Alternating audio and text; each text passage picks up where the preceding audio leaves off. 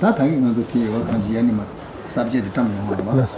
도대 공대는 시도 다 로드면서 시험에 계속 또 이유. 다 도대 공대는 시도 걸어. 도대네 지다 송도 거 받아 티칭 지다 저 subject이나 다 당연히 된다. 다 신은 도대는 지다 송도 그 주스하고 다 신은 나죠. So Geshe likes to repeat where we are, remind you where we are. We're about to enter the two great branches, one going off into the mind-only school, one going off into the Madhyamika school belief about how to interpret things. And in the mind-only school, we're going to have the Lord Buddha's own commentary on what he meant in the sutras, and then we're going to have the actual sutra sections, and they're going to be followed by Jetsun Kappa's commentary on those sections. And then after that, we reach the sutra of unending, never-ending wisdom, and then from there we're going to learn the Madhyamika viewpoint. So just to remind you, we're starting off with Dode Gongdo, which is the Buddha's own commentary on what he meant, and then the commentary on that by Jetsun Kappa.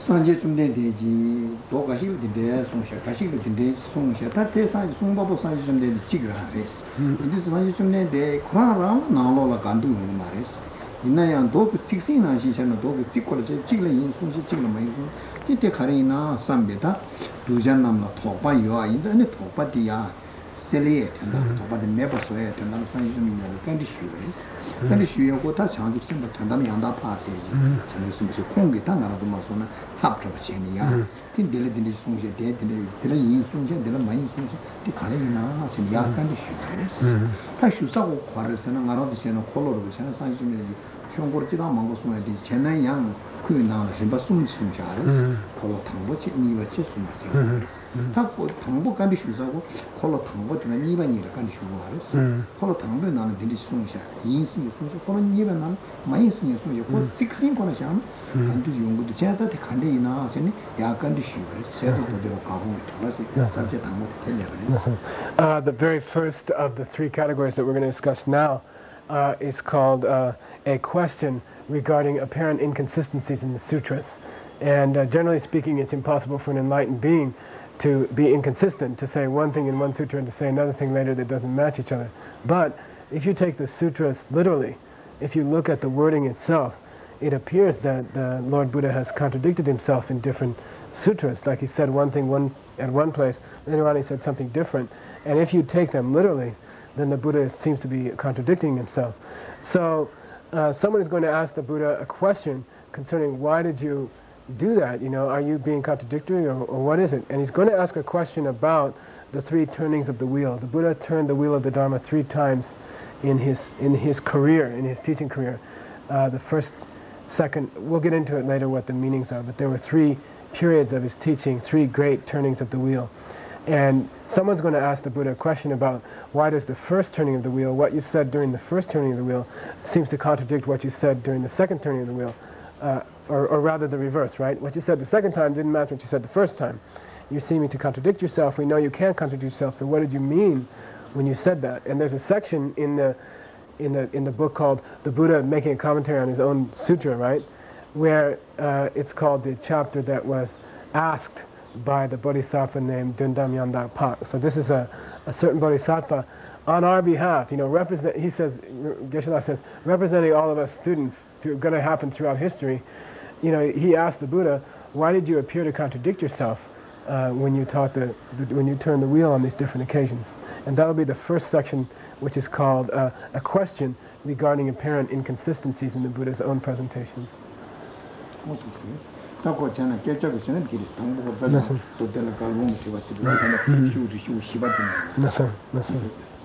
We're at the bottom of page 4, third line from the bottom.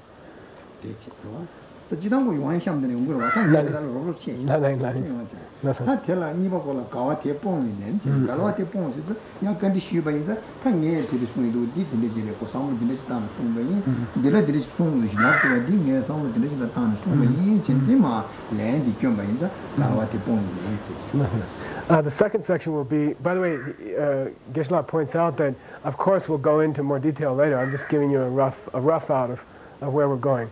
the second section, in the second section that is to come, the Buddha will give his response, and he'll say, well, you know, when I taught it that way, I had this in mind because there were those students there. And when I taught it later, I had this in mind, and I taught it a little bit differently because those students were there.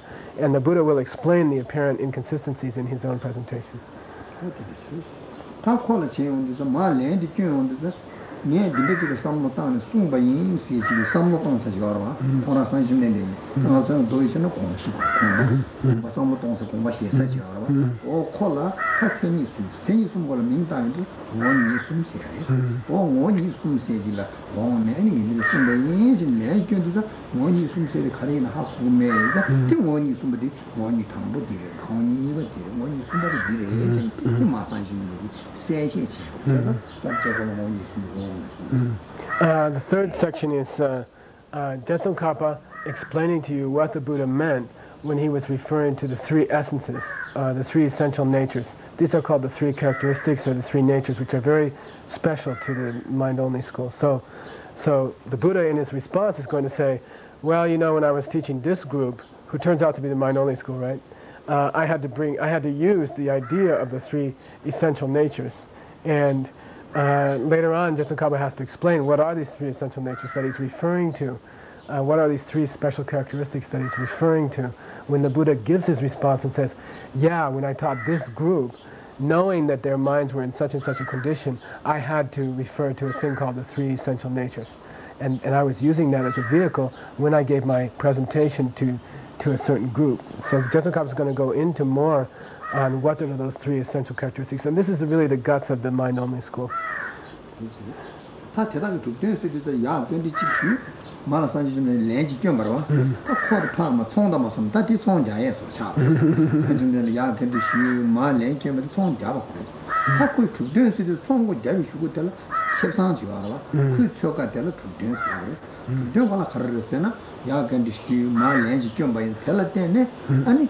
콜로 숨긴남 샤트 콜로 당보 이바 숨바시에 당보니 먹고 딱딱한 캔렘 표정이지 다 콜로 렌고 좀 콜로 숨바디 샤트 야 렌마 렌케죠 콜로 숨바디 샤트 차 안데서 마음 먹고 딱딱한 당에 딜라송디 딜라송도 코 딱딱 캔렌 총이 샤트 콜로 숨바고 그냥 니에 딱딱 캔렌 콜로 당보니 뭐지 도파요와 인자가 딱딱한 캔렘 표정이 샤트 당비스에 차고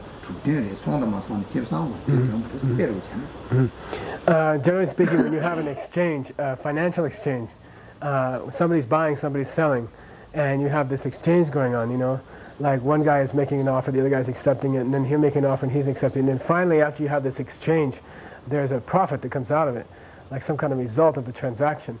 So he says, it's similar here that after this exchange of questions and answers, people are asking the Buddha, what do you mean when you seem to contradict yourself? And then the Buddha answers back. And out of this exchange is produced a clear picture of what the Buddha really meant all along. So that's like our profit out of all this financial transactions. So you can look upon the first and second turnings of the wheel as, since they are somewhat, they have to be interpreted. They're not meant literally. They were the Buddha saying things that maybe he didn't exactly mean literally. By the time you get to the third turning of the wheel, he's finished explaining the first two. So the third turning of the wheel is the one that's the real one, where he really says what he literally meant. And then the first two are sort of these exchanges. So the third turning of the wheel, or what's called here is drupten, which is like the result of the transaction, or what you get out of the exchange. The thing that is arrived at after the exchange is going to be the third turning of the wheel. And in there you find out, finally, due to the questions and answers, you find out the conclusion at the end through the exchange. So the fourth category will be the conclusion resulting from the exchange. Okay.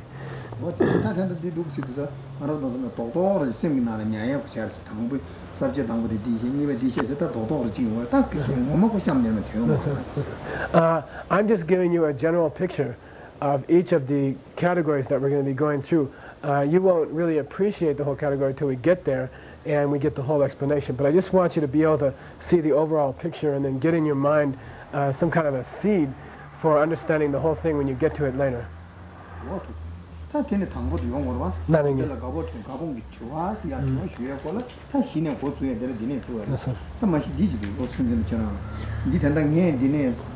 dine di parte la ta dine jire sono cosa sik de ta na ra ta na yuji di shira go na ani shugo ri charang shugo na ne din chu sha na sa ge na sa ke che du za ta ta de ri sa sik din gar ko shugo shiba di ni tama tama de na sik din tama tama de na last line page 4 no ta de ya kan di shu ya ko 당번이 공대래 순대 이남랑 좀 풍번남이랑 생이 가서 지기 생이 방어도 없이 봐 가서 풍번은 시도신 계제남 된대 좀 세시다 감 죽다 적기로 가서 대신도 전에 대만남이랑 생이 용수 시에바다 방어도 온도 집어도 공바다 감남이랑 생이 감나도 보다 두마당 안에 방어도 용수 시에바다 장수 소진이 생이도 믿음보다 믿음보다 마지바다 제바다 미지바다 나시고 패신 영원히 이제 가자라 이것도나 그런 거 지기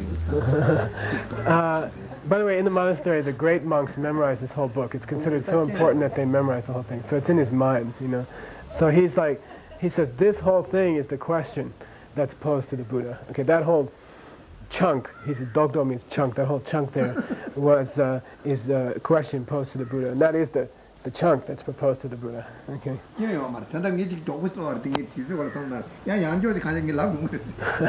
He also advised me that I could go over the wording with you later, but he wants you to get the meaning. So he says, you can do wording later with them. But I'm going to say, this chunk up to that chunk means this, you know, and that's what he's going to do it. He says, you know, you can't blame me for doing a horse race because you guys don't have much time. 산지 좀 된데 콜로 당부 시송으로 중국으로 당부 시송으로 중국으로 당부 그나라 깨져 dinne 시에샤 다데 가르에서 깨져 dinne 시에샤 사랑이 dinne 송샤 세비야 밀리아 쉬야 그랬다 콜로 당부는 근데 이 파트 So up to here is the Bodhisattva asking Lord Buddha. Now in that, when you turn the wheel the first time, when you taught the Dharma the first time, his first great period of teaching, he said, didn't you say that? And what exactly did you mean when you say that? Did you say that or didn't you say that? Okay, he's posing a question. 다 송는데서 산지 좀 되는 콜로 당에 나는 송사 시지와로 송사 시대라 풍봉아이 콜로 진 풍봉 다 알아서 무슨 디자인이 속바에서 풍봉알 디 풍봉아이 디자인 콜로 프랑프랑 양 직송샤 풍봉하시라 디슈고데라 풍봉하지 되니 풍봉남지 디신 계지 중이 계지 중이 직신 디슈고라 땡데 중이와로 땡데 중이라 거 직시야 디슈고라 세시와로 세시보 코나는 직송 내가 풍봉남이랑 기제다 땡지도 세는 다 디슈고라 덴바시와로 덴바시게 직송 디슈고라 된 감쪽계지가 감지하러 감쪽계지 콜라 직송을 디슈고데라 아니 장조 디자인 디서라 직송을 생각도 다 되나 So if you summarize the first turning of the wheel, Lord Buddha has covered 7 different discrete subjects during the first turning of the wheel. First one being the 5 heaps or the 5 skandhas, the 5 parts to a person. Hope I can remember these. Second one being the 12 ayadanas, which is basically your sense organs and your 6 consciousnesses. And their objects. Third one being somebody Pumbo, Keche. The 12 links of dependent origination is the third one. Fourth subject was the 18 categories. Number 4 was the 4 different kinds of sustenance. Okay. Number 5 was the 4 Arya truths. Number 6 is what we call the 18 categories of existence. 18 categories. And then number 6 is the 37 components of enlightenment.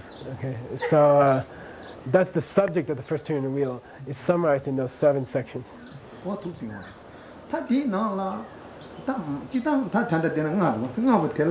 가시를 체중앙마로 체중앙아자 체시를 체주 시시 가시를 체주 숨숨자니 가시를 체주 예제자니 말했어 마당 숨예 체메도 세지와 다디던데 디나요 맞아 간 대여 다 대자리한테 티나는 내가 틱틱지와로 내가 틱틱고 거르스나 저는 디자인 좀 될라 산신의 이거 통되나 오간가 차선 거라 랑기 팀이 투바이니 대한바로 투바이니 짜간 걸 통이야 맞아 하고 쇼지를 샤고다 노파이 사이 다 쇼지를 대바투 직송인데 다리나 쇼지를 대샤고 지난 뒤는 현다요 나래 아마 될다 디dum데 대바로 투바 랑기 팀이 투바이니 수샤 하고 쇼지 Now you could go into dividing up those. There's divisions of 3 to some of those 7. There's divisions of 4 of those 7 of sevens, divisions of 5, divisions of 8. You could go into a long spiel on just those 7 divisions. I mean, you could discuss the content of those 7 divisions, but that's not the point here. The point is that at the end of all ends, the Buddha, during the first turning of the wheel, referred to all the divisions of all those 7s and said, they exist by definition. They exist in truth. They have their own independent existence. And the Buddha said that during the first turning of the wheel.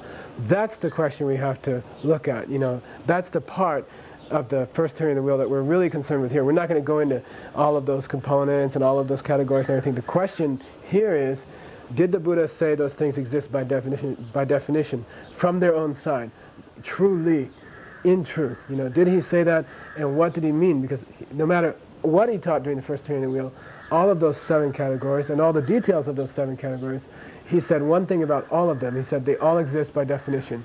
They all exist from their own side. They all exist in truth. What is this?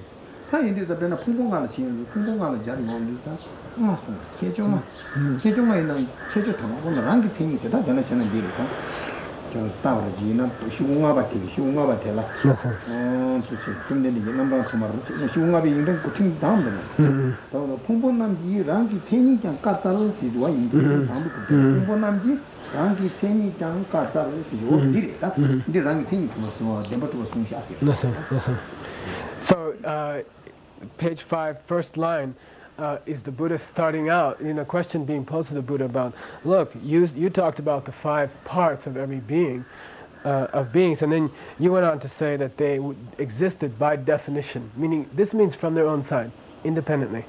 So you seem to have said that when you referred to the 5 heaps, and this is part of the question here.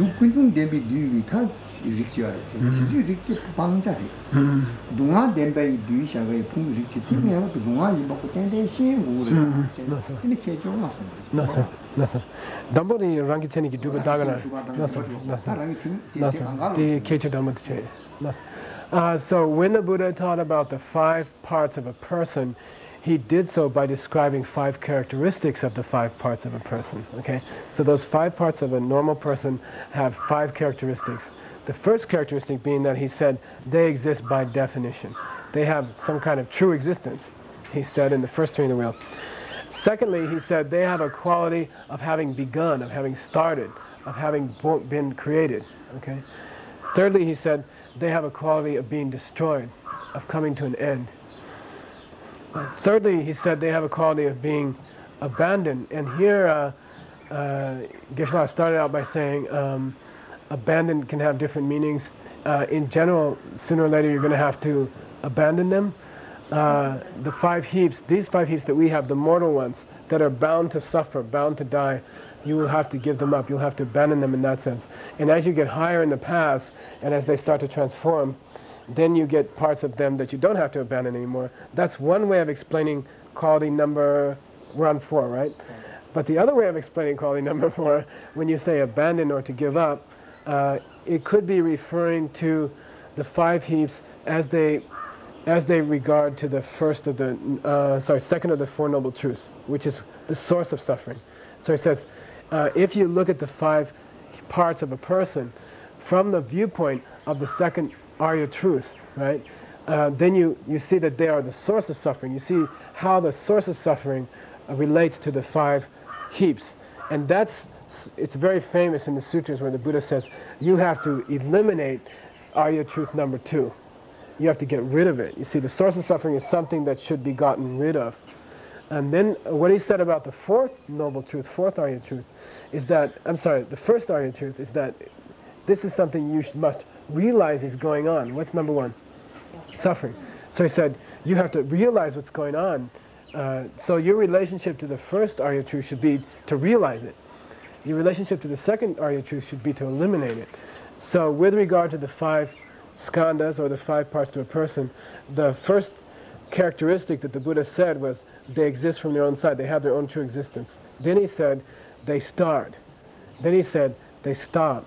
Then he said with regard to the source of suffering quality that they have, you have to get rid of it. With regard to the truth of suffering quality that they have, which is that they are suffering, you have to realize what's going on. You have to understand that they are suffering. Okay? So those are the 5 characteristics that the Buddha used to describe the 5 heaps. But the first of those is that they exist by definition. They do exist from their own side. 나성이 인승부들라 풍부는 지다와 대신 도체로 풍부는 지다와서 풍부는 체정아 간디 잡고 걔도 찍바 찍장지 계지 중이라야 주대도 찍바 찍장 근데 중이라야 계주도 찍바 찍장 세시로 들어야 계정하고 찍바 찍장 And now Yandapak is asking Lord Buddha, hey, and you said the same things when you taught the second big subject, which was those 12 ayadanas, the 12 we call them the doors of existence or something like that, meaning things occur through the presence of your sense powers, okay? The gates of existence or something. You can call them the 12 gates. When you got to the 12 gates, which is just another way of dividing up people, instead of 5 heaps you can say 12 gates. When you got to the 12 gates, you went through the same 5 characteristics with them, okay? And then when you got on to the 12 links of dependent origination, you went through the 5 parts with them too. 5 parts meaning they do exist from their own side, they began, they stop, they have their own source of suffering, they have their own suffering, which you should realize, okay? And when you discovered the 4 kinds of sustenance, you also discussed them in those 5 characteristics. So you applied those 5 characteristics to your discussion of each one of those different subjects, the 5 heaps, the 12 doors of sense, the 12 parts of dependent origination, and then the 4 kinds of sustenance. But whatever you taught in the first turning of the wheel, you said that it had those 5 characteristics. And the first characteristic was that it existed on its own, of its own accord, by definition. So for all 4 of those different categories, you said all 5 are complete in each one of those 4.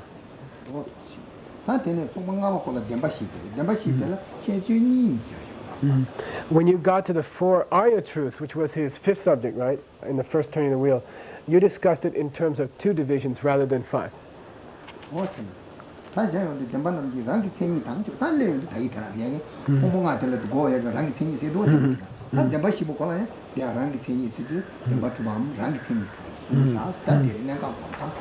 And when you got to the 4 Arya truths, the one thing you definitely said about them was that they do have their own true existence. They do exist from their own side. They do have a definitive existence. They exist by definition.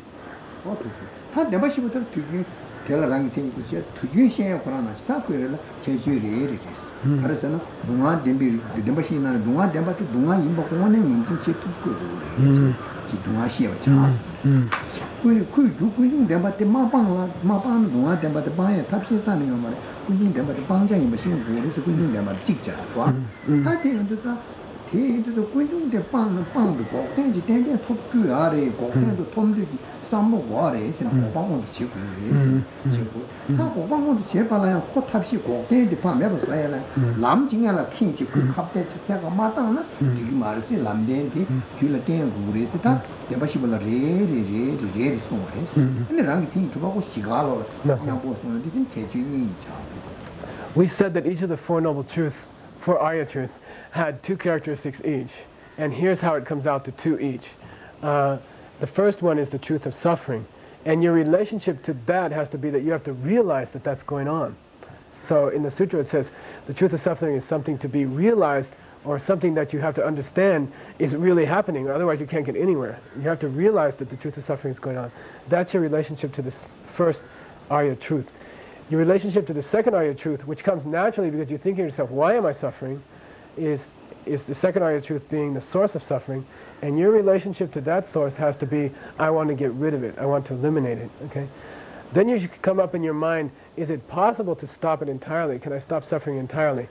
Yes, and that's truth number 3, and your relationship to truth number 3 should be to bring it about, the end of suffering. And your relationship to truth number 4, which comes naturally, oh, how do I bring it about, which is the path, is to practice the path, to carry out the path. So there are 4 Arya truths. You have a different relationship to each one, and each of those separate relationships is the first characteristic of each truth. So, for example, for the noble truth of suffering, the first characteristic is you have to know what's going on. Noble truth of the source of suffering, the first characteristic is you have to understand that it's happening. I'm sorry, get rid of it. Okay, the relationship to the third noble truth, and also its first characteristic is that you want to achieve it, and your relationship to the fourth noble truth, which is its first characteristic, is that you want to practice it. That's the first characteristics of each one of the 4 Arya truths. What's the second characteristic, which is actually the first one stated, is that they all exist by definition. They all exist truly. So the Buddha said those 2 things about each one. So each one has its own unique characteristic, and then all 4 have their common characteristic, which is that the Buddha said that exists by definition, exists from its own side.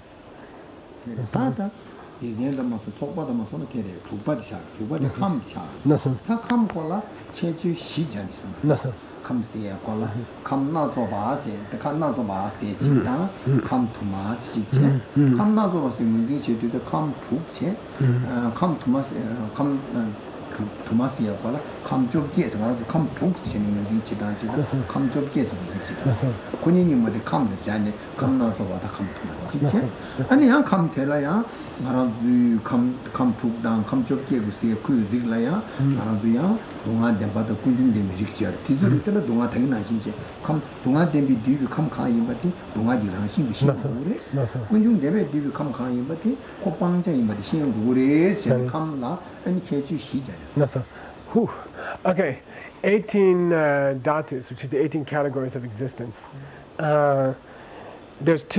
There's 4 characteristics that Lord Buddha taught with regard to the 18 categories, okay? But here he doesn't say 18 categories, he just says categories, okay? So the first time he says categories, he says kamna tsopa, which means the 6 categories, not the 18, okay? So when he says categories the first time, or the first character of the categories, is the 6 categories. These are the these are Sachu Melung Namshe Namshe Namka. They were talking about the 4 elements, earth, water, fire, wind, consciousness, and space. And that's one of the 6, those are called the 6 dhatus, or the 6 kams, or the 6 categories. So that's the first characteristic of the categories, is when he discusses them in terms of 6. When he discusses the categories again, he discusses them in terms of 18, which is the 6 objects of the senses, the 6 senses, and the 6 consciousness of the senses. So then you get 18. Then he went on to say, you have to get rid of something, don't you?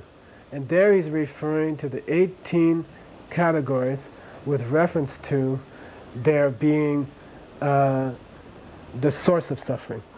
Okay? Because that's when you're talking about the 18 parts of existence, and you're identifying certain pieces of those parts as being something you have to get rid of, you're talking about the component of the noble truth of the source of suffering which they have. Okay? Then when you get on to Yonsu Shepa, it means you have to realize, meaning you have to just get it, that there are parts among these 18 categories of all existence that you have to realize what? Realize that they are suffering. So now he's applying that to the first noble truth. So Lord Buddha, in the first turn of the wheel, teaches the categories of existence in 4 different ways. He says you can divide them into 6, you can divide them into 18, you can look at them in terms of what you have to eliminate, which is the source of suffering, and you can look at them in terms of the source of suffering itself, which is something you have to just realize is going on. And that's how you, Lord Buddha, taught the categories of existence. He's still posing his question, okay? 그래서 감나도 같이 가르잖아. 감나도 같이 좀 깨르지. 감좀 깨르지. 감 토마스죠. 감 토마스. Correction, okay? Kam Nat Sopa, the first of the four, is the 18, and Kam Duma, the second of the four, is the 6th. I said 6 first and 18 second, which is what he said the first. And then he said, well, now we have to. It's really Nat Sopa means 18, which is the first. So first he taught the categories as 18. Then he taught the categories as 6. Then he discussed the categories in terms of the source of suffering that you have to eliminate with them. And then he taught the categories in terms of the suffering which you just have to realize is going on. Okay? And that's his presentation. That's Lord Buddha's way of presenting the categories. Yes, Amari. He wants to go over the 18 categories with you and make sure you understand. This is Abhidharma first chapter. Okay.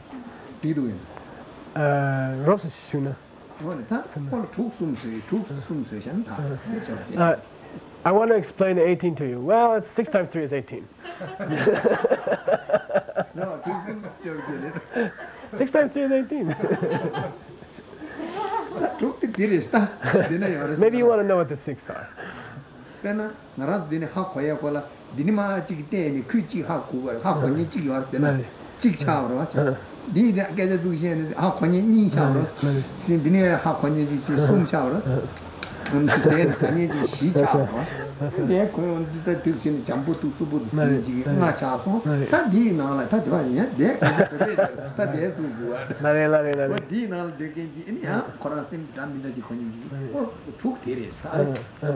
There are 6 receptors, 6 sensors that a human being has.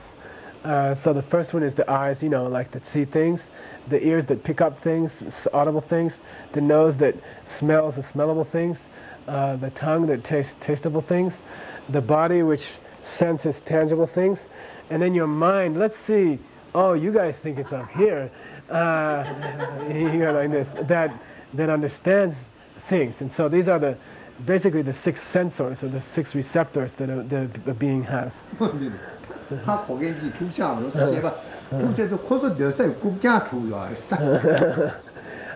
So there are 6 different sensors, meaning understanders, he says, that things are going on.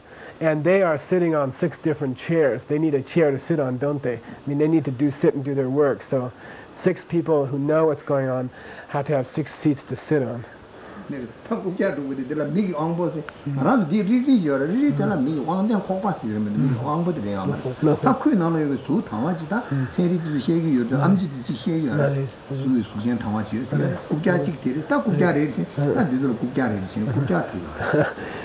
you can think of 6 chairs on which the 6 sensor beings are sitting, and those 6 chairs are the sense organs. And he says, for example, with the eye, there's the eyeball, but don't think that's the sense organ. That's not the sense organ itself. The sense organ itself is the cells at the back of the eyes that are receptors and which are sensitive to forms and colors. And I guess you're a scientist, I figured it out by now, he says. But it's not the eyeball per se, it's the sensitive cells included at the back of the eye, which is the chair on which the seeing sensor sits. And then the ear has its similar chair, the nose has a chair like that, the tongue has a chair like that, the body, and then the mind.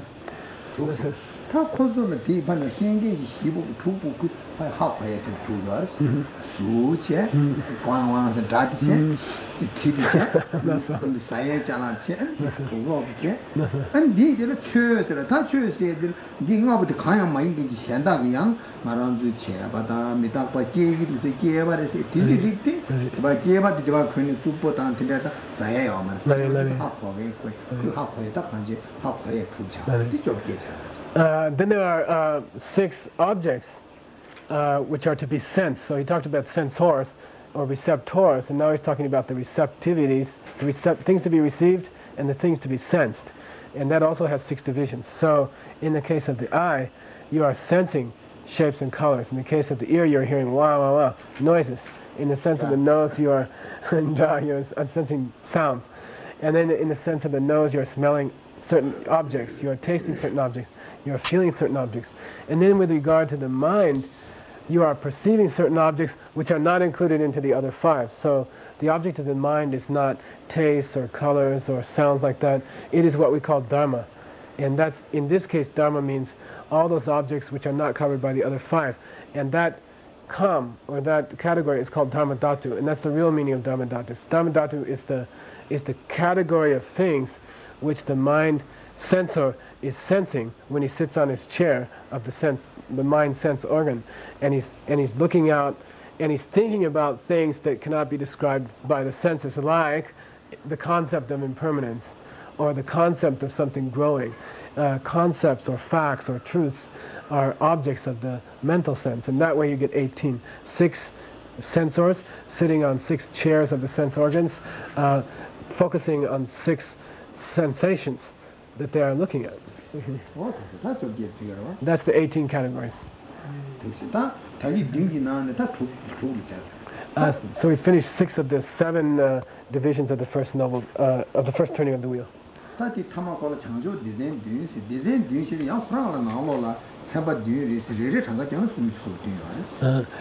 7th of the subjects of the first turning of the wheel is called the 37 qualities of enlightenment. Those can be divided into 7 groups, and when you add them all up, they add up to 37. No,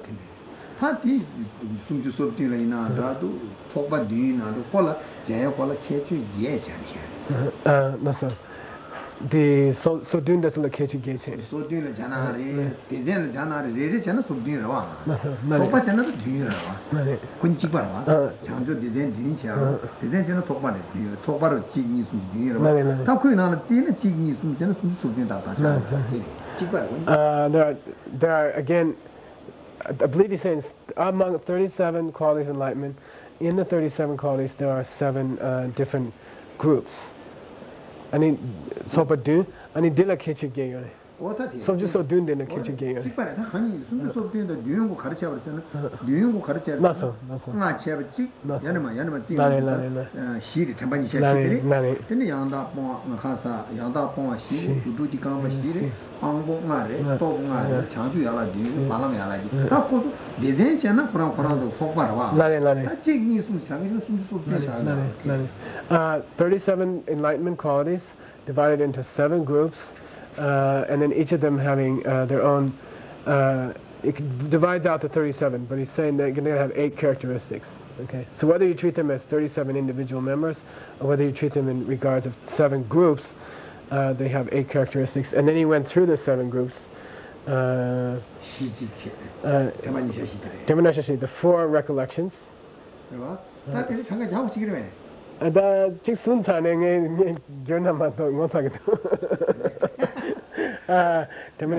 Four recollections. The 4 awarenesses, really.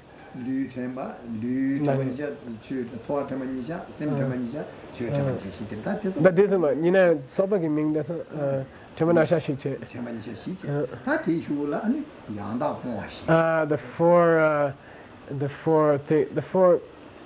The 4 perfect abandonments. How's that? Okay. The 4 legs, the 4 miraculous legs. Okay, they just have names like this. The 5 powers. The 5 powers in the 37 don't refer to the 5 powers in the 18. Okay, they're not referring to the sense powers. They're talking about powers of a Buddha. And then the 5 forces of a Buddha.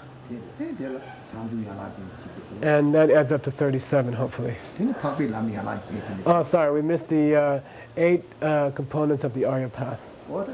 That should add up to 37. I think it's 4, 4, 4, 5, 5, and 8. So it's 3 times 4 is 12. 2 times 5 is 10. That's 22. Right? And then the Palamya Ge. We got the 7. It's 30. And he doing children. So Palamya Ge Ngela doing. Oh, I'm sorry, I blew one. And the 7 limbs of enlightenment. Okay, so then you get 37, which is somewhere. It's probably before the 8 parts of the Arya path. And it's not the main subject here, he says. Whether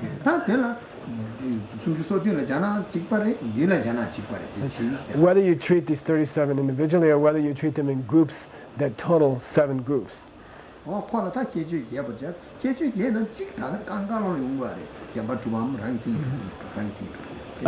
Each of the 37 as individually, or the 37 in the 7 groups, has 8 characteristics, but the one that covers all of them is the same as the first one in all the others, which is they exist from their own side, they exist by definition, they exist in truth.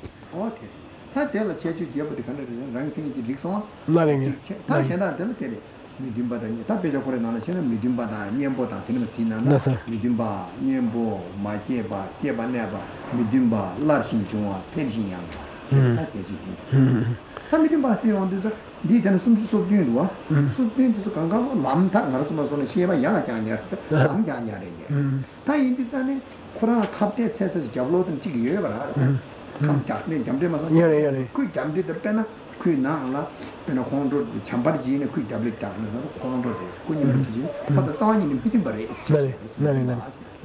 Okay, now you get the 7 remaining ones of the 8 qualities that are shared by the 37 qualities, which is the 7th category, right?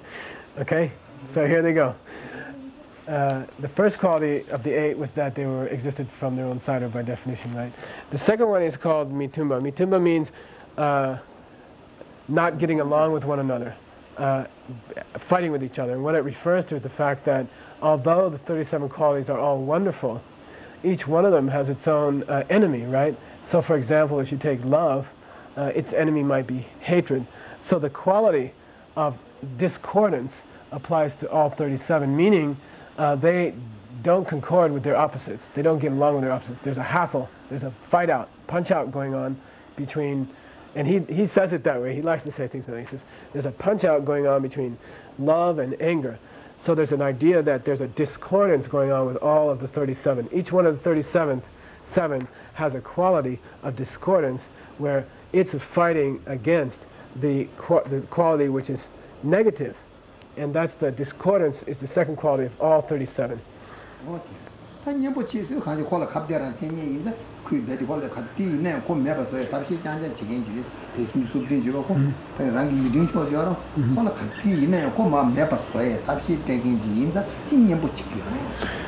So if you really, you should name number 2 the enemy. Okay, mitumba means the opposite. Literally in Tibetan it means the opposite. So quality number 1 again exists in truth or by definition. Quality number 2 is it has its enemy. And quality number 3 is called counteragent or antidote or fix. And that refers to each of the 37 acts as its antidote or its fix for one of those for its corresponding negativity, which is number 2, right? Okay.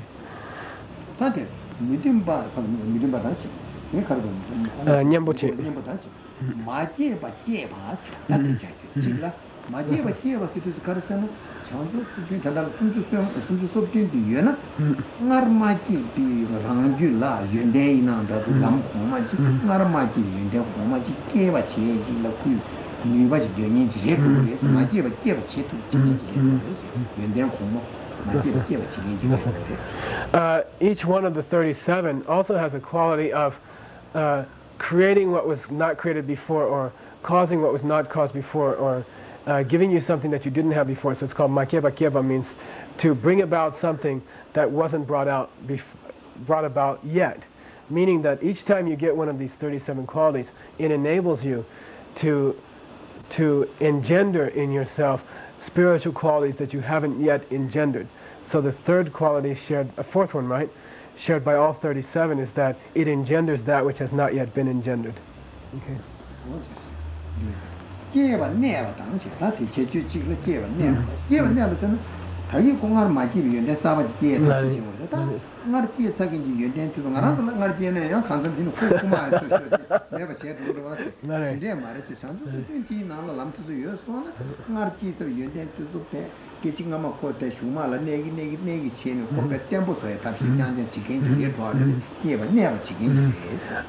Now we're on to the what, sixth quality? Fifth quality. Fifth quality of all 37 is the Kyepa Nepa, means once you have engendered a good spiritual quality, they empower you to maintain it. And he says most of us we get some beginning of a spiritual good quality, and it's almost as if a mugger mugs us and takes it away from us. They always tend to degenerate, you know. But once you get into these 37 qualities of enlightenment, then you have, each one of them has the power to help you maintain the good spiritual quality which you have previously engendered. So that which is not engendered got engendered, and that which was engendered is being maintained. Okay.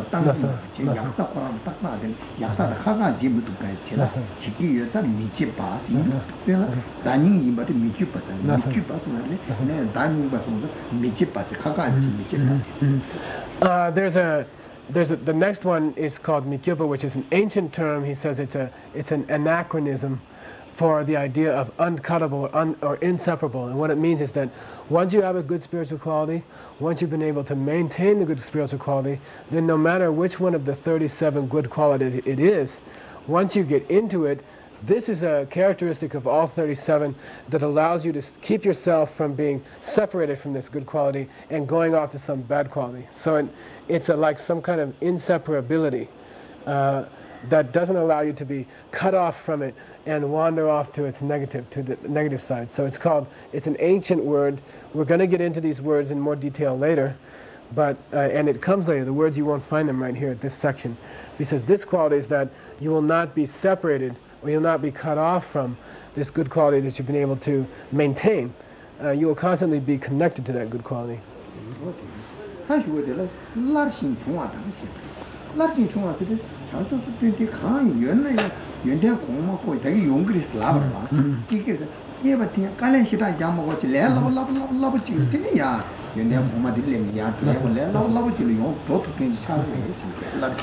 Are we on to what, number 7? Is a quality called perpetuation, meaning it's self-perpetuating and self-improving. So once you get any one of these 37 qualities, each one of those 37 qualities has its own quality of improving itself constantly. This tape stopped maybe? I'm not sure. That's quality number 7. That once you get into any one of the 37 qualities, it is self-perpetuating, self-improving. It has a self-improving quality to it. It keeps going better and better. Let it in.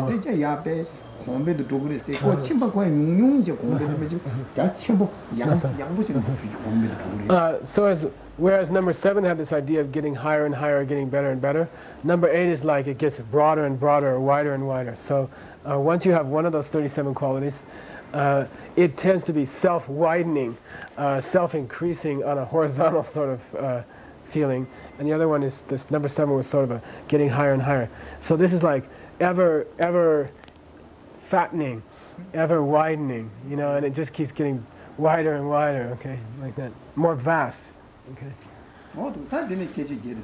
Those are the 8 qualities shared by the 37 components of enlightenment.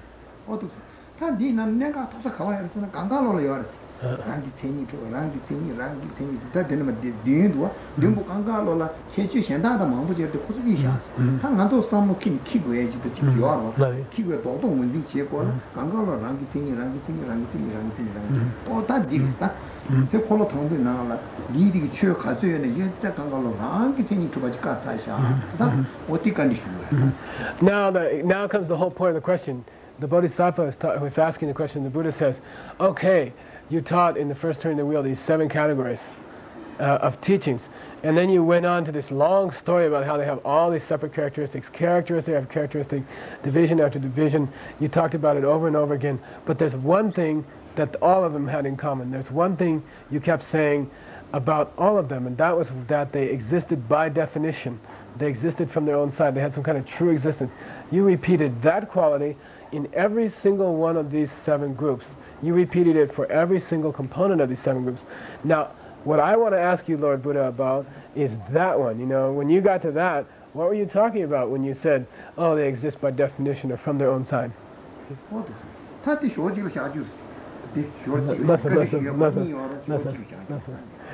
So if you take the whole question that the Bodhisattva was asking, separate out all those other details that we talked about, let's isolate this idea of them existing from their own side or by definition. Now let's talk about that. Let's focus on that quality. And all of this is stuff that you, Lord Buddha, said in the first turning of the wheel. And in the first turning of the wheel, if we isolate out the one quality that you seem to be pressing on, it was that things had some kind of natural existence or existence from their own side.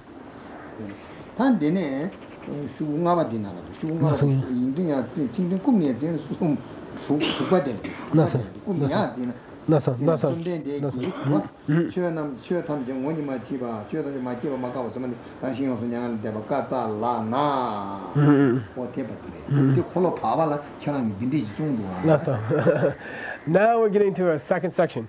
If we read out from page 5, 6th line from the bottom, there's a sentence that begins with Chomden De. And he says, Buddha, then you got into the second turning of the wheel, which we sometimes call the in-between turning of the wheel. Sometimes it's given that name. So when you got to the in-between turning of the wheel, meaning the second turning of the wheel, then, Lord Buddha, you said something totally different.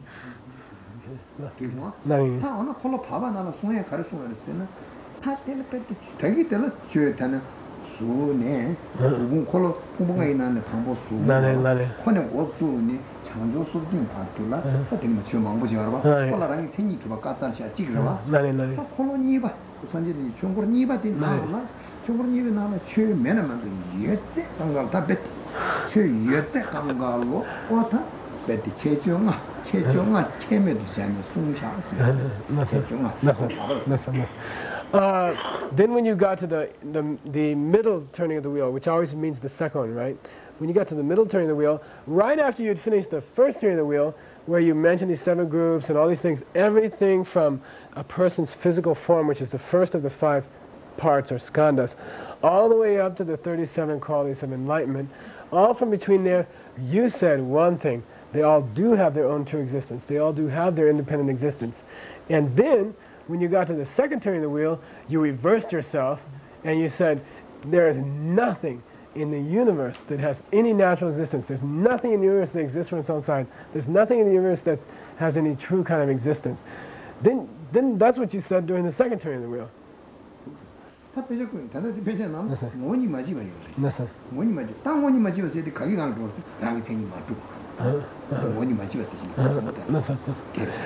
And the wording you used during the second turning of the wheel was that things don't start of their own accord. That was the wording you used. Meaning they don't exist by definition, they don't exist from their own side, they don't exist in truth. The wording he used was things don't start of their own accord.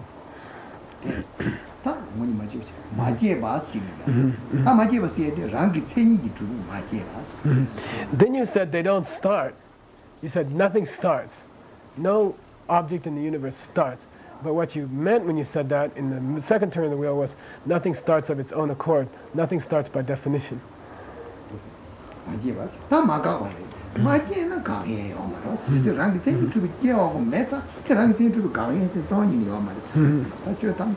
Then you said those things which stop. Forget the things which start. Then you said nothing which stops starts from its own side either. So you used that kind of wording during the second turn of the wheel.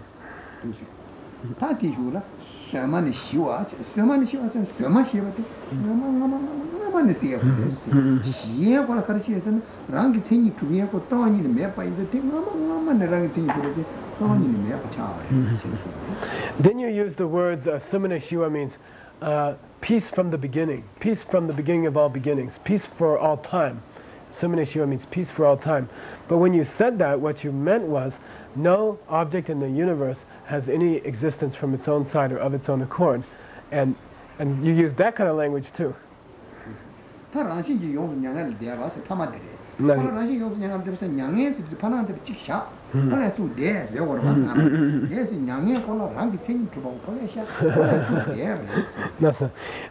the fifth quality that you mentioned in the second turning of the wheel, right? We finished 4. The fifth quality that you mentioned in the second turning of the wheel was that everything is gone beyond grief. Remember, this is the Tibetan word for nirvana, really. But here it has a special meaning, says Geshe. Grief here means its own true existence. And when you say everything has gone beyond that, you're meaning that no object in the universe is such that it hasn't gone beyond its own true existence, meaning that nothing has any true existence. Nothing exists from its own side. So now, during the second turning of the wheel, you used 5 different descriptions, 5 different qualities, which all basically refer to the same thing. Listen.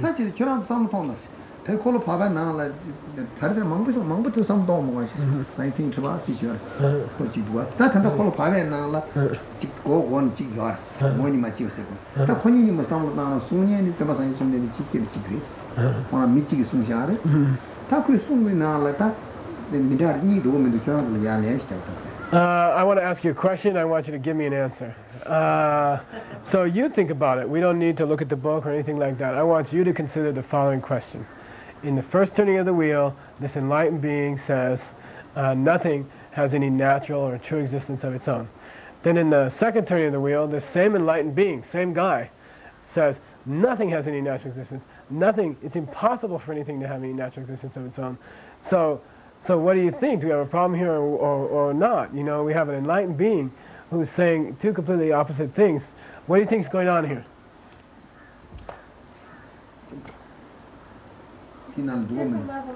Different problem here? Not that the duje sambe wangi sumbare is mato. First, I ask you the following question: is there a contradiction in the wording or not? Forget the meaning. Is there a contradiction in the wording? That siksinla chena the gawales. Why is it contradictory in the wording? What makes it contradictory in the wording?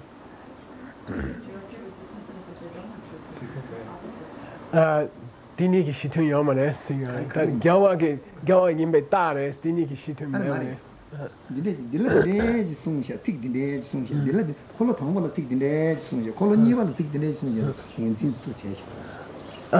He'd like you to repeat the words that you think are contradictory. Could you tell me what he said in the first? Give me any example of what he said in the first turning of the wheel that contradicts any specific example from the second turning of the wheel. He says, give me this. You said, oh, in the wording it's contradictory. Hey, give me some wording from the first one that's contradictory, some kind of wording from the second one. So, rangi zengi chupa. So, kan, they say everything. Kan, Chutamje. rangi zengi Madu. So the 2 contradictory phrases, and then, no, I'm just saying. Gawas ne adi 16 gawa kari sena damadila su so rangi zengi dupa yins. Then 16 the colony baget 16 the dilla kari gagi do sena chutamje rangi zengi madu res and 16 di ni gawa res. Oh, that is. Je on the ta je on the ta tundami and system to na ya kan di shunye ji or wa. Dire. And this chidi ya go chimi chidi ma den. And the ma ko ka yan ka. Lane. Sem yeng do. Da jela. Jela. Na. Lot. To Gago be. No, di man di ka sa yidro ti ka ya re. Ale. Togudu. You. Mari kiti ma den muslim ya. Wait, again shoot. Somebody take the dog out. Somebody just pick him up and take him out.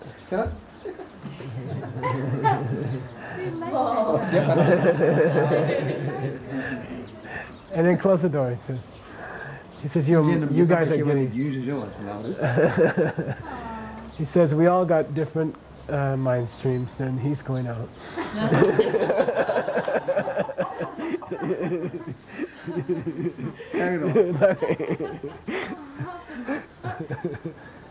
What did it? That's 16 na gyawa dire. Time is a gantu tinila yakan shue. Sanje chumden de la gantu shue de tinila gantu duwa sia. Nani. Time is a sense of the na pa ti ti.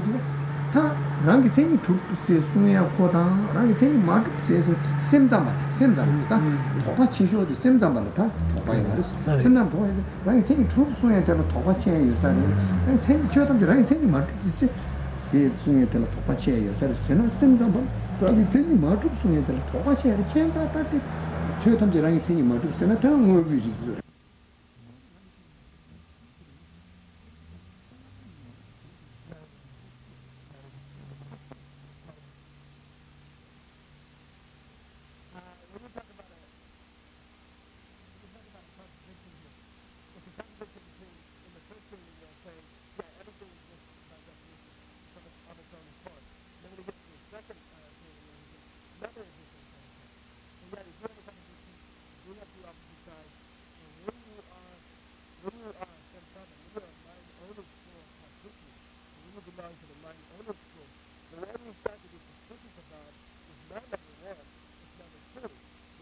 Mind-only school person, it's very suspicious, they think, to say, oh, everything from physical matter on up doesn't have any existence of its own accord.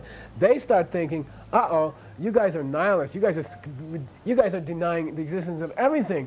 So when they are confronted with this contradiction of the Buddha saying, first, everything does have some natural existence or some existence of its own accord.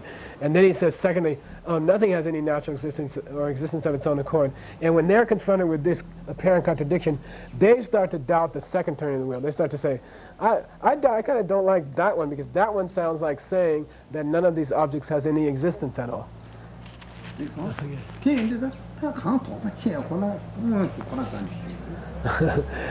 of course, Yanda Pat, being like a mind-only school, this bodhisattva is sort of tending towards a mind-only school.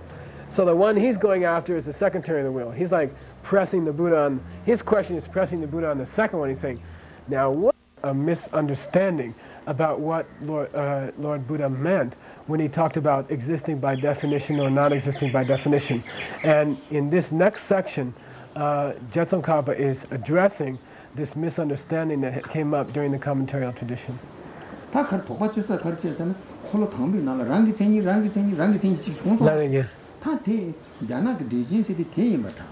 Janaki Kiava Logan, Tapukel, Korangan Winzig, Logan Winzig, Janara Gamero, Winzig, Tapukel, Doxal, like Doxa, Doxal, Dova, and Celebos, Doxal, Winzig, Jana Gamera, Tapukel, Doxal, no, sir.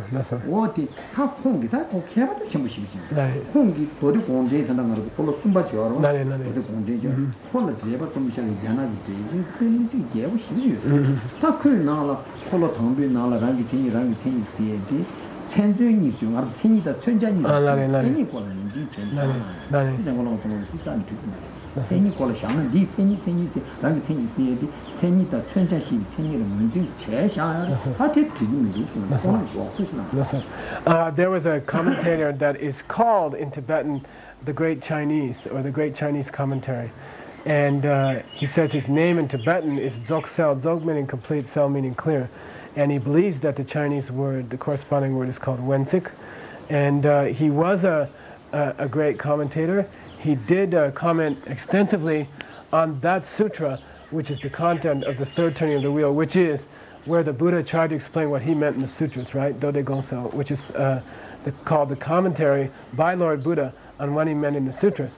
And when this commentator, the great Chinaman, he's called, when he got to this point about the word that kept coming up, existing by definition,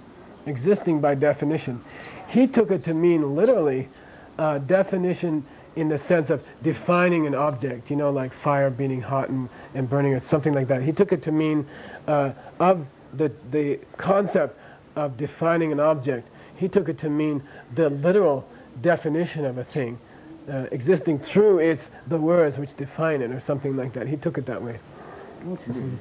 다 그 생이다 천장이 시 생이를 샹나 다디 간다데 랑 생이 세도 콜로 담비 나나 디 강가로라 예 송아레스 콜로 니베 나나 디랑 생이 세고 강가로라 메 송용데 다 가르스나 군다 말아서 딱 군다 아리스네 월 군다 세계체 샴들레 월스 샹왕용도 군다 송생 그랬어 다 군다 세야 콜라 다 가르메스는 랑 생이 주바데 메 샤르고 데메디사 다 생이다 천장이 수시 생이 콜로 문쟁체나 다 군다라 생이 요 말에 세계체 생들이 양 와르 그 메바 인다 이 생이 문쟁이 딩도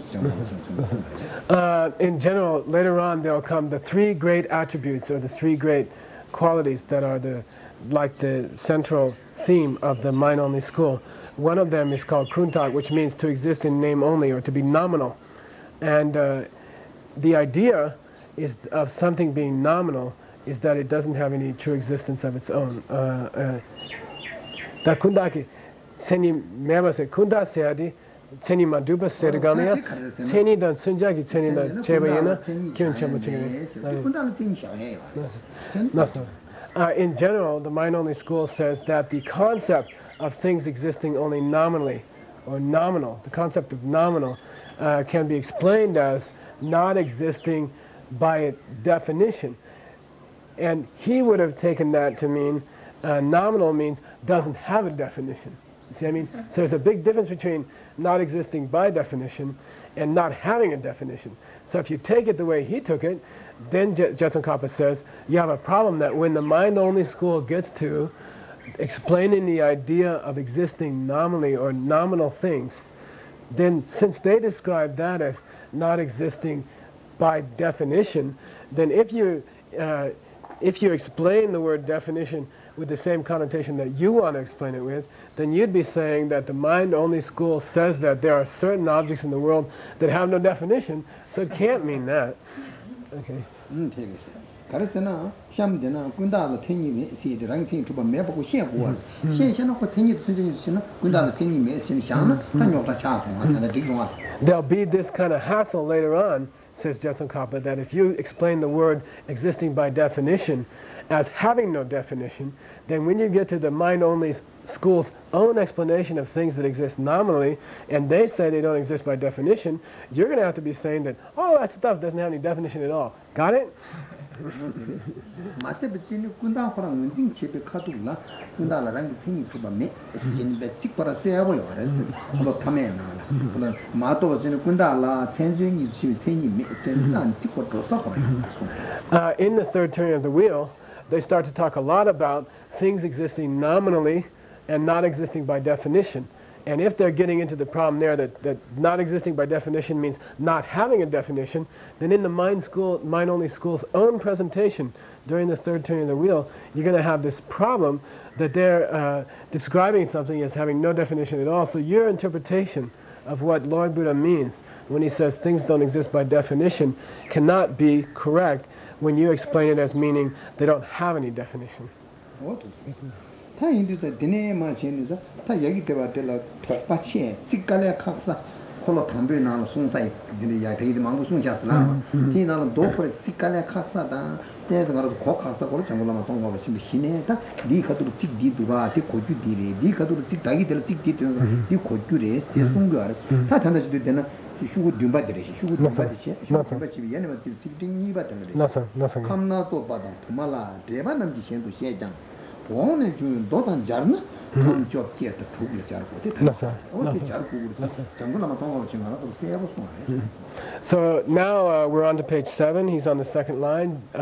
Our savior, Jetsun Kappa, is now going to go through the sutra and identify a few of the more difficult words for you and explain the few of the more obscure words in this whole big sutra passage we just had.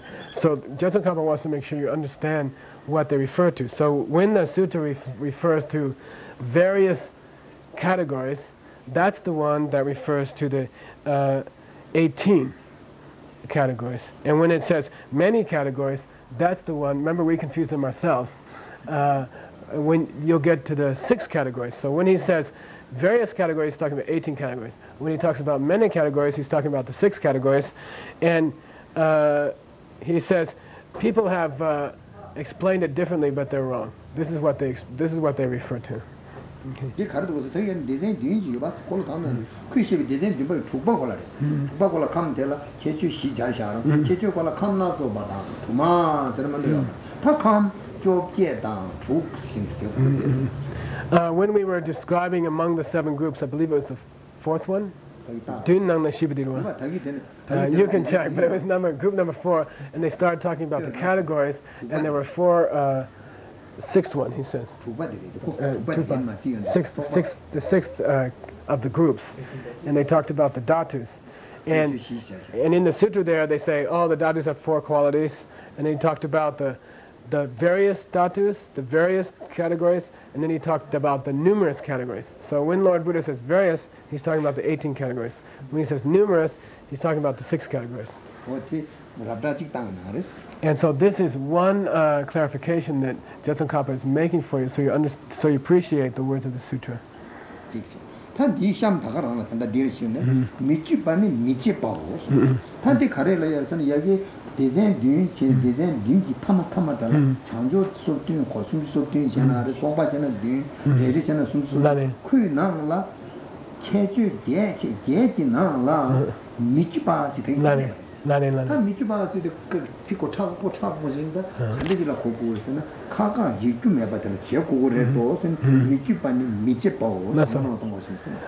Then Jetsun Kappa is trying to help you out with a remember we said there was an anachronism, an ancient word called mikyupa, and he's trying to help you out with that word. Remember that this word came in the explanation of the 7th category, the 7th part of the 7th category, right?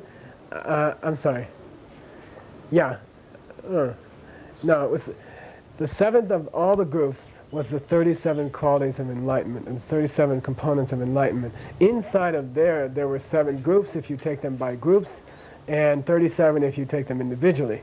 But the 8th quality of all of them, I think it was the 8th quality, of all 37 or all 7 groups of the 37, whether you take it that way, is that you wouldn't be separated from, right? Or something like that. It was like is the 6th one?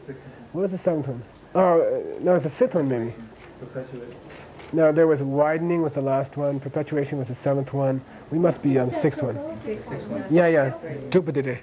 Mikyupa said dupa. Dupa said it.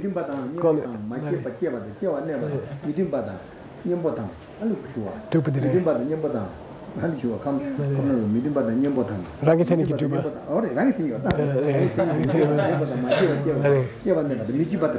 Oh, you're right. Number 6. And Jetsun Kappa here is explaining that very rare word, extremely rare word. He's saying the Tibetan here means not to be separated from or not to be divided from something, inseparable. Okay? So Jetsun Kappa is trying to clarify that rare word for you. Jetsun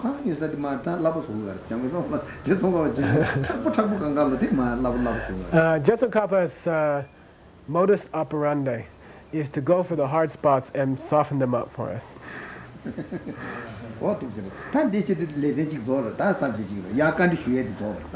We have completed the first section, which is where the Bodhisattva asked the question to Lord Buddha. Now we're on to the next section.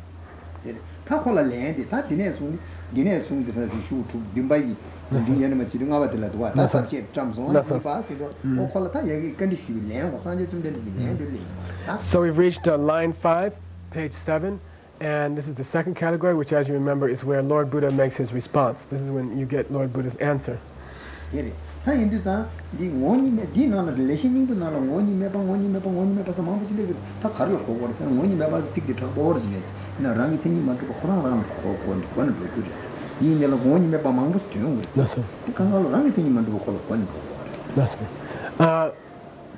Now Jetsun Kappa, in his explanation, is going to start using the word or the expression ngonyi mepa.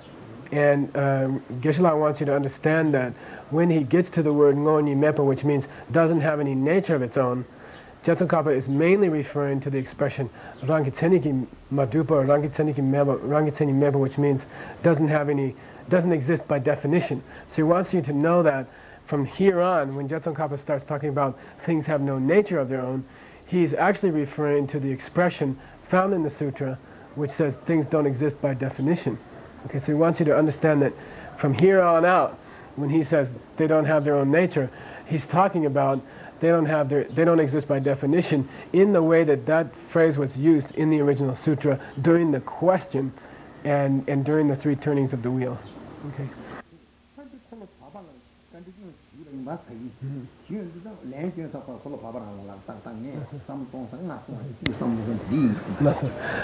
When Lord Buddha gives his response to the Bodhisattva, since the Bodhisattva expressed concern about the content of the second turning of the wheel mainly, right?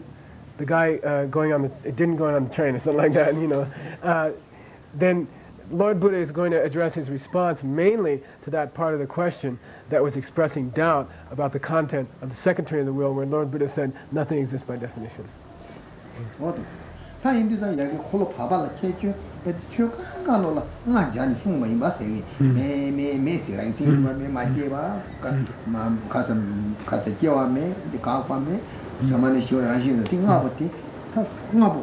태만이를 쓰여버렸어.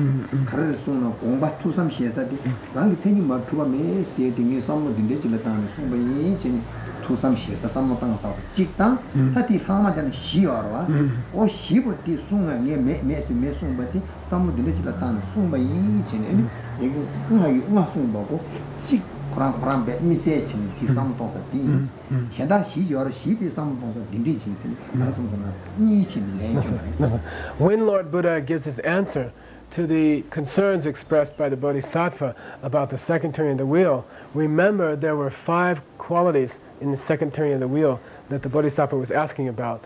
The first one being, oh, you said that nothing existed by definition, or nothing's nature was possible. Nuoni machipa means nothing. The nature of everything is impossible. And then he went on to 4 other characterizations, right? So the Buddha in his reply, Lord Buddha in his reply, is going to treat them, the five parts, as 1 and then 4. So first he's going to talk about how come I said the nature of everything is impossible, and then how come I said those other 4 things about all existing objects. So we'll have 2 sections now.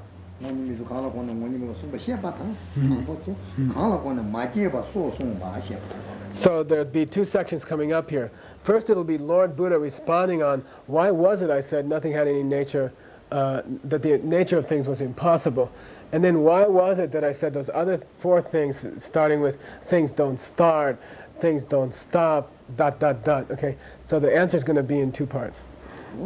타티션 알리 시부터 투삼 시에서 저러와 공시 꼭 내가 보면 샤 이야기 랑이 ten이 맞고 뭐니 매바 송복이 공시 저러 오코 타탕고 두고 와 코송어 거는 공시 거는 또 댄싱이 뒤뒤시 산지 좀 되는데 내가 못 된다 또 독독신 직견 받지다 양 퀄리티에 신이 오 견받자 근데 퀄라야 산신의 배때는 게 뒤 삼모다 뒤리 빼나 퀄리티에도 배디데도 와 배권이 시작했어 원래 봤어. So if out of the 5 we chop off the last 4, and we're not going to talk about them right now, we're going to talk about the first of the 5, which is where Buddha said the nature of everything is impossible. They cannot have a nature like they seem to have, right? Which means they don't exist by definition. When Lord Buddha responds to that, and he explains himself, he says, look, Yandapa, what I was meaning, what I meant to say was this. When he responds, his response can be treated in 3 different categories. First one, we're right in the middle of page 7.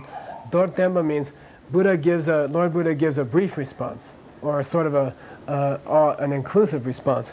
And then secondly, we go on to a more detailed explanation of that response. And then thirdly, Lord Buddha, in trying to explain himself, after having done so briefly and in more detail, says, look, if you still don't get it, I'll give you an example. I'll give you some kind of concrete example, so maybe you can understand what I'm trying to talk about. Okay.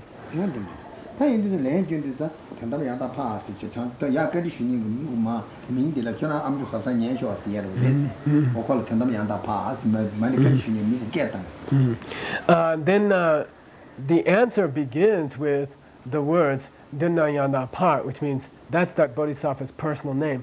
So the point here, says Geshe, is that Lord Buddha is trying to tell him,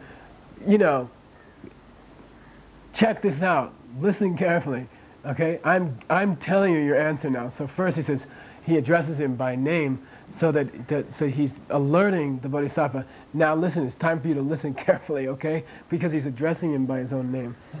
Okay. Wonderful. Oh, Dunayana Park. 예, 최연남지 원이 매바 나바 숨을 기다르대. 숨이 체니 원이 매바 직체. 경 원이 매바 니체. 남바 원이 매바. 어디 숨을 대나 공 삼로 땅네. 그로 바발로 죄 탐제랑이 되니 그로 맥신 숨이 되죠. And Lord Buddha responds in the following way. Oh, Dunayana Park. Here's what I meant when I said that nothing had any nature of its own, or that nothing existed by definition. What I meant was that three different things. First, I meant that things don't have any nature of their own. They don't exist by definition. Secondly, I meant that, let's say it this way. They don't have any nature of having their own qualities. They don't have any nature of starting, and they don't have any nature of being ultimate. And those are the three things that I was talking about when I said things don't have any nature. They don't have any nature of having any characteristics, they don't have any nature of starting, and they don't have any nature of being ultimate. And those are the three things I had in mind when I said things don't have any nature. What is? 타디 파라데라는 문징 제거 나랑도 되는데 비제 그런 멤버들 나랑도 문징 제거한테 알리 시와 용도 군다 숨세 되는 거 그것도 필요해. 그거는 티어만에 뭔데? 네, 나는 알리 코를 만들지 나랑도 문징 제자 바다가 나랑도 좀 잠나서. He says we're going to insert here a little bit of our own explanation, okay? Because we got to go. If we don't take a little bit out of the concepts or the teachings of the mind-only school now, if we don't take sort of a break right here and explain the three qualities that are proposed, that are expounded by the mind-only school, you're going to have trouble later on. So what I'm about to say is like an aside, which I would like to insert here, and we'll just kind of insert this sort of aside so that you guys know what Lord Buddha is talking about in terms of the beliefs of the mind-only school.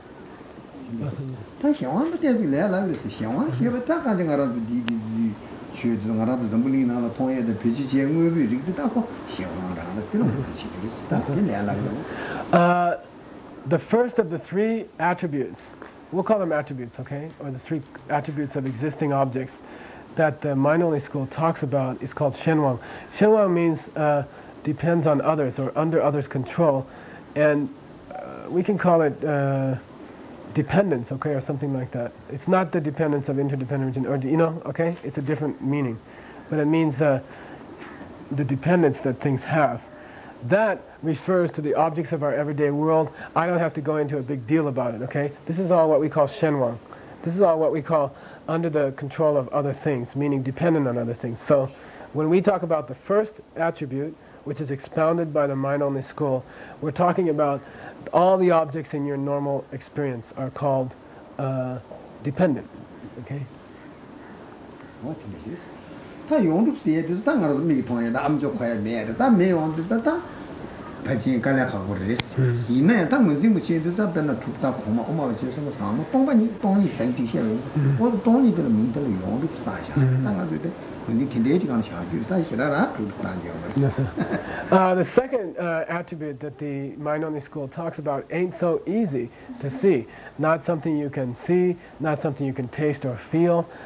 If you go up into the higher schools, into the middle way schools, Madhyamika schools, they start talking about things like emptiness. The word they use is emptiness. And that is what the second of the attributes refers to. Yongdru means something like total existence or something like that. But in the mind-only school, the word total existence is an expression to describe what is in the higher schools called emptiness. So it's not something you can see, it taste, feel. It's not something in your everyday world. It's something that's a little harder to perceive. But that's the idea that they have in mind when they talk about the second attribute. The first attribute being dependence, the second attribute being total existence or something like that. Meaning, in this case, something like emptiness.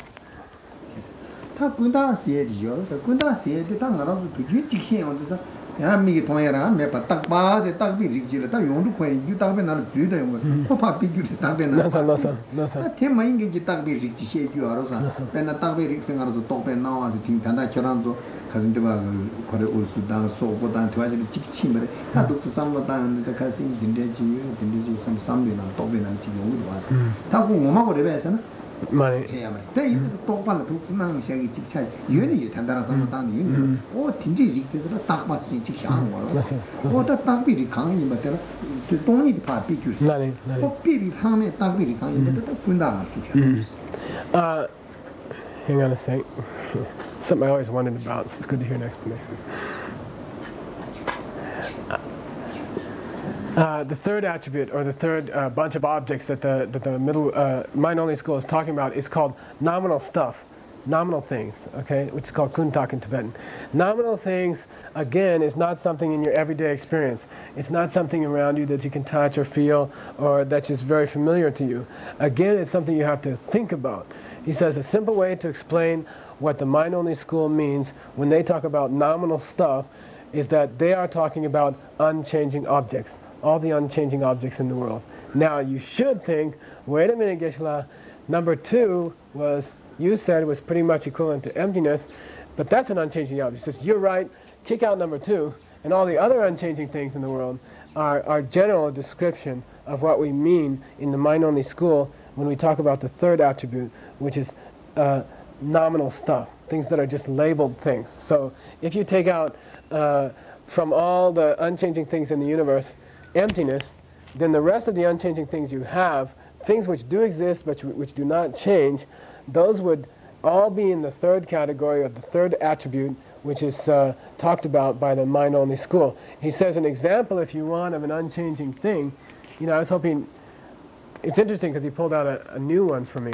He said, the mental image you have when you're talking about something that you haven't seen before. So he says, if you talk about, you guys have just been to Mongolia, you're on your way to Russia, and when you talk about one of those countries to me, I've never been there, but I get some kind of picture in my mind. And that picture is in kind of a pure, perfect, unchanging picture of something, which is just an imagination of something. And although imagined things don't exist, the imagination of the thing does exist, and the imagination of the thing is such that it doesn't really change. You know, I just have this perfect mental image of what you mean when you say Mongolia or Russia or something like that. And that's an example of something in the third category of the mind-only school when they talk about things that are just nominal, things which exist nominally.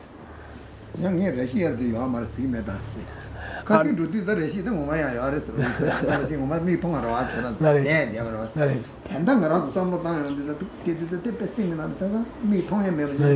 Thank you, Arosa. Hang on to 20. Oh, you did that taco. Pakpatan, Mitapas in the Jagasina Kawados, and Tamin and Future with the Mitan and Patch to Siam. They causing the Mungo to Yama and Nila. He says, when I talk about Russia or Mongolia this way, I'm not denying the existence of Russia, okay? I'm just saying I haven't experienced it directly. So when I think of Russia and I close my eyes and you say Russia and I try to conjure up some image of Russia, I'm conjuring up a dunchi, right? I'm conjuring up a mental image, a perfect little mental image of this thing that you call Russia, and I'm getting this thing, and if we were to sit down and try to decide, is that mental image I have of Russia a changing thing or an unchanging thing, since it's this like this made up imagination, perfect picture I have of something, it's not really changing in a sense, that thing we call labeled or kundak, or belonging to the third category of the mind-only school, which means things which are just nominal stuff. And that's what I mean. I'm not denying existence of the little towns around India and stuff like that either. The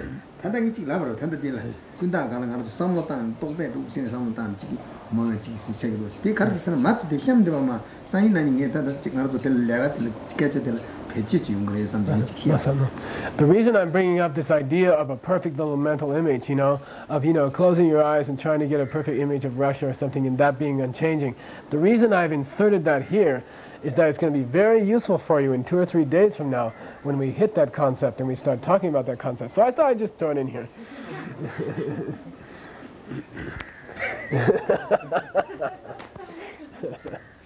That the day, did talk best, talk back on the time.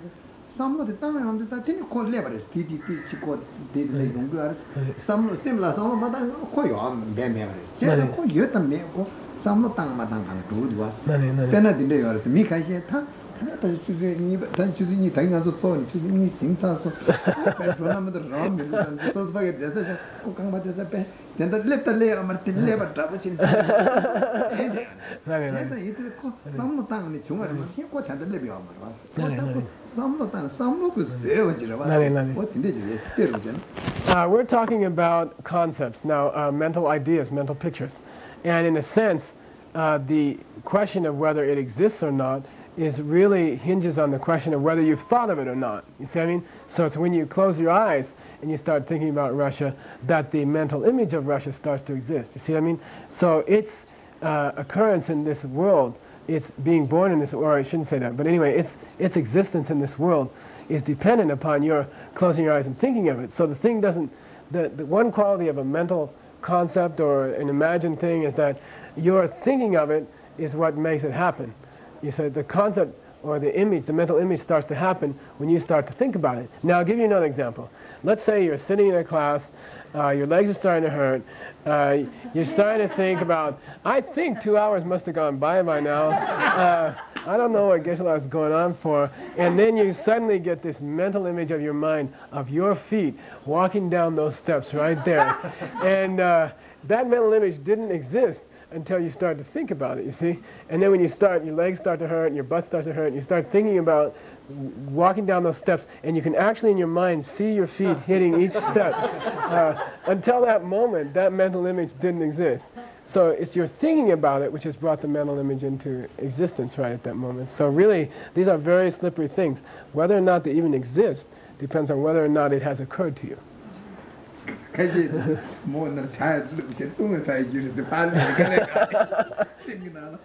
Maybe some of you are having a mental image of a cup of tea in a certain cup that you know on a certain table over there in Gironhouse.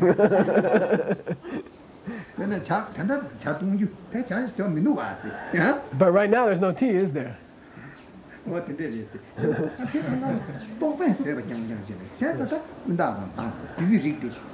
All of those things are just created by your own imagination, really, right? The current cup of tea is a fantasy. It's a creation of your imagination. And all that kind of stuff you can throw into the third group of stuff that the mind-only school is talking about when they say nominal thing, nominal stuff. Take all those things that exist only because you just thought of them, and you can throw all those into category number 3.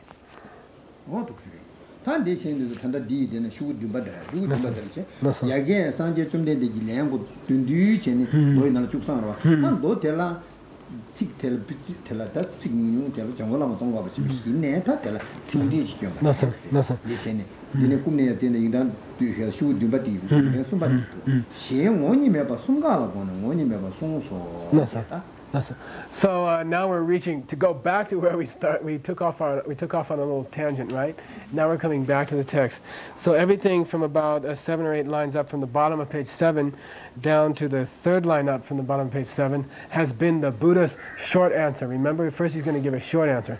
So Buddha has just given, Lord Buddha has just given a short answer to the question of Yandapakta Bodhisattva, and then Jetson Kappa, in commenting upon the short question, says, what essentially Lord Buddha is saying is that when I said that things have no nature, O Bodhisattva, what I meant was things don't have any one of the 3 natures. And that's his short answer.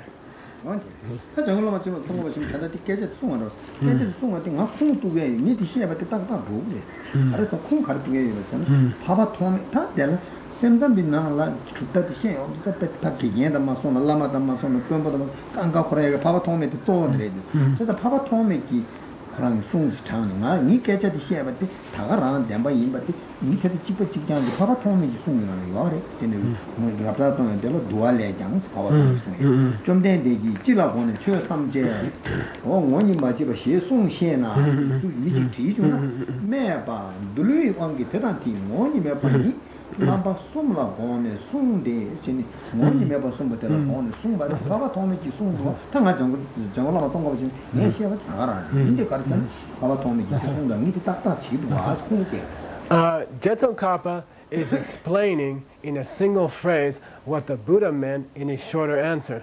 And remember that Jetson Kappa has explained the response with the one sentence, and he said what the Buddha meant when he said nothing had a nature was nothing has any one of the three natures, and he left you with that.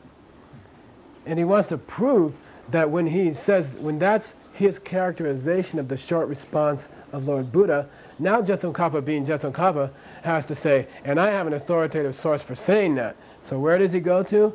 Does he go to some Lama in Tibet or one of the more recent lineage Lamas? No. He goes straight back to the founder of the mind-only school, you know, the guy who really restored it in this universe, which is Master Asanga. So he goes straight back to Master Asanga.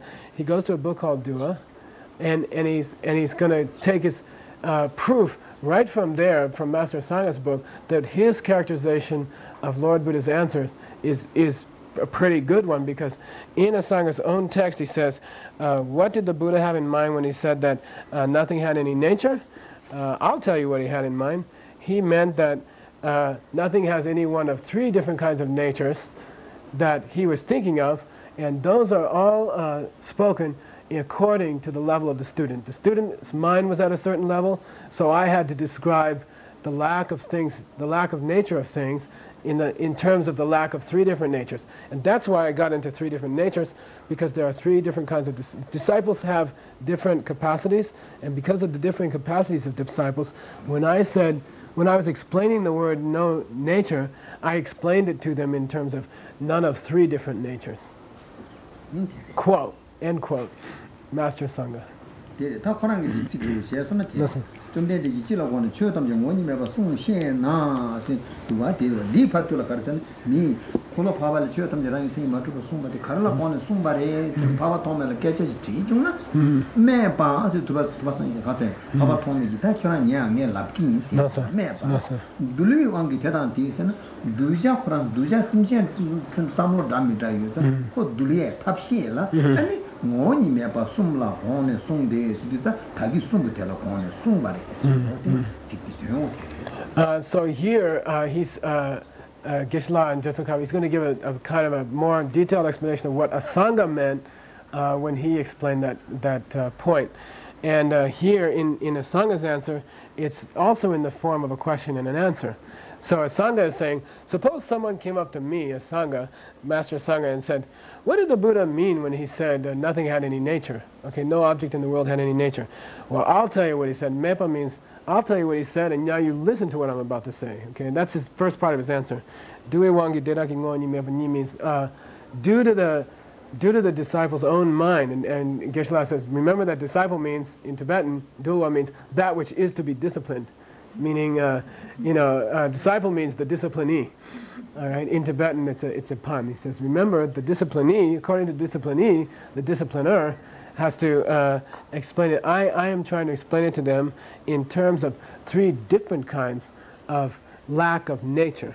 Okay, when I say no nature, I'm referring to three different kinds of a lack of nature, and those three different kinds of a lack of nature I have to use because of differing levels of my disciples. 다 단도 대매매 강화 공직시에 주요스 다르랬으나 파 로벤 이니지 좀 샤이 로벤 이니지 좀 샤이 베자 숨주버스에 나라 다 대도 직장 시스템 시에가레스 야콜 숨주면 된다 당스테 숨주발에 자세 인당 숨바텔라 뭐니네 남숨지 뭐니메 남숨라 오늘 처럼 담지는 뭐니메 땜바 있으자 오 뭐니메 봐 숨바텔라 고네 산지 좀 된데 콜로 파발에 저도 여러 가지 숨을 직장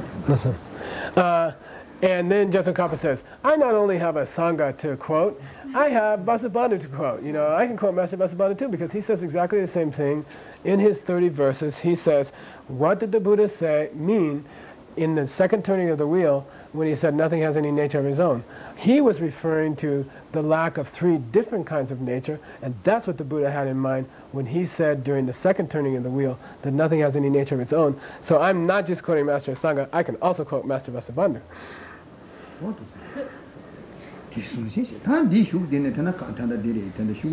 거리만 당이야. 개발이 쉬우지 얘네만 시디. 주바디 보았잖아. 강다 시진을 소비 도남래 최탐정 원님에 봐 송바 군수비 최탐정으로 보니 된다 말로 보면 시체반이 공대 단계를 통에 꾸지기 중단계를 파바 옆에서 소비 누레제 시루도 주르바고 얘니 다 디니마 지온다 장골로 동가와 침비 미션다 지를 결함인데 시기도 다 대당다라 부분 말이야. 어디 송그 The next bunch of lines is starting from the 6th line down, where he says "Kanda Shechin La Sope." Jetsun Kaba is addressing a sort of an objection that somebody might raise. Jetsun Kaba has just got through saying this. Master Sangha said that. Master Vasubandhu says that, and now somebody came up to Jetsun Kaba and says, "But that's not quite what they meant, Jetsun Kaba. You know, I'm not sure you have a right quotation here. I'm not sure that you're using the right quotation here." 알리인가도 되게 될라 가르잖아. 정글라마 동가와 친구 고랑기띠 폴로 바발레디데 숭바리 데로 손에 숭바리 세디야 오마블리 소신의 숭교만 대켜나도 먹긴 거지 그랬어. 샘담바 고랑 루소 짱짱다 샘담바 루소 시작된 로고 알다 되네. 나한테 야 저런 삼리나 키소거나 오마바도 군님한테 떼떼 당겨 말했어. He doesn't copy it landed. 지단 얘기 들으면 다 되네. 마치 키엔 거로. 나서. 오마바 루소 양 거. 그 코도 때 오메 루소야 피티테 장니. 나서 라레. 틱틱 전화 잡을라 그 틱찬다. 틱산 틱교. 나서. 노코노 아메리카 루소 나서. 네 루소데 루소시 코니 틱교. 나서. He says one important point you have to keep in mind from here on out, and don't forget it, is that we are in the mind-only school. And he says, I think you guys might have had some teaching from Geshe-la about the Madhyamika school, middle way school. He says, one important thing to answer in the debate that's about to occur and in all these sections here, don't forget we're in Jetsun Kapa's explanation of the mind-only school's explanation of what's going on. And don't get confused and don't start mixing in Madhyamika explanations. So one thing to keep in mind throughout the following pages is that Jetsun Kapa is in the middle way school and he's answering everything according to the middle way school. And no, mind-only school, sorry. And we don't go mixing, American traditions and Indian traditions. When you're in America, you follow the American tradition. When you're in India, you follow the Indian tradition, and you don't mix them up. So don't forget we're following the mind-only school's tradition. Okay.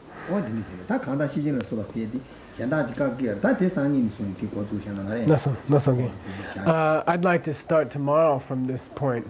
We're on page 8. We're on the 6th line, and it'll be Jetsun Kapa's response to an objection that he shouldn't really have used those quotations and that they're not really very relevant to this point. Okay.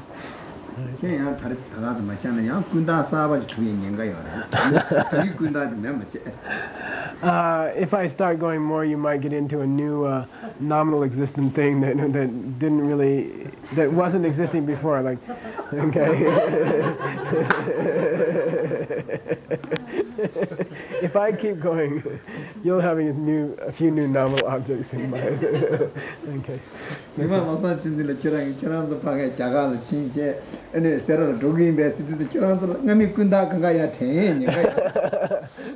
In the future, when people ask you about how was your trip to Sera Mey and India, you probably have a lot of trouble with all these extra kuntaks that you brought home, and you'll be thinking about all those extra nominal objects in your mind, and they'll all come back to you: the cup of tea, the foot on the step, and all those things.